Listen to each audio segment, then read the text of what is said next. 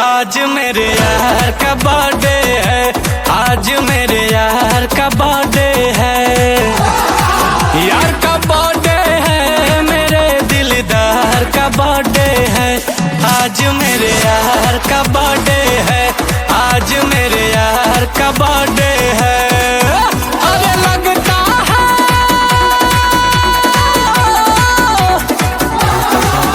अरे लगता है जैसे सारे संसार का बर्थडे है। आज मेरे यार का बर्थडे है, आज मेरे यार का बर्थडे है।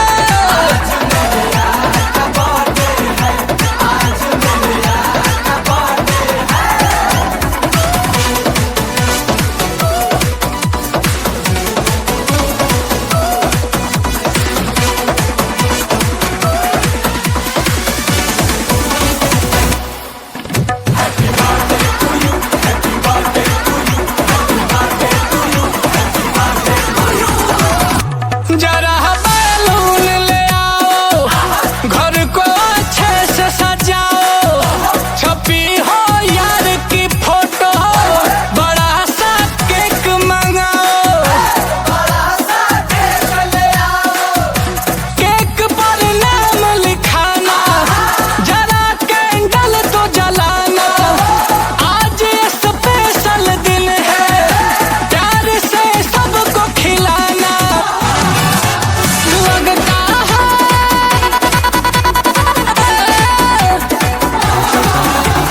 लगता है ऐसे जैसे रंगदार का बर्थडे है।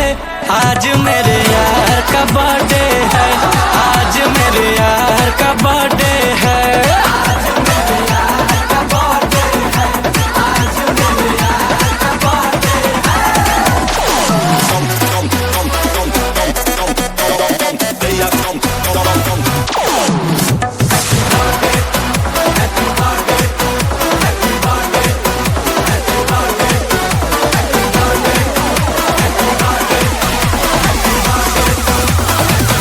मुँह मीठा तो कराना, जरा नमकीन भी लाना। आज खोलेंगे बोतल, अब हो तो पैक लगाना। यार अपना याराना, रखेगा याद जमाना। डीजे पर खूब बजाओ, सुनील कमल का गाना। झूम रहा है,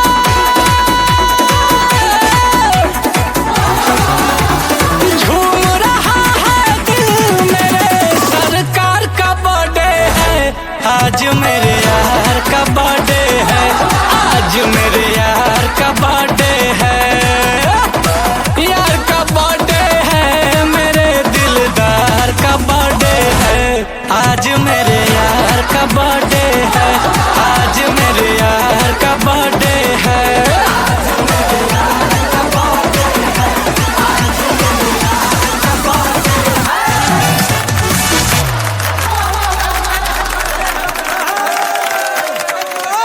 आप जियो हजारों साल।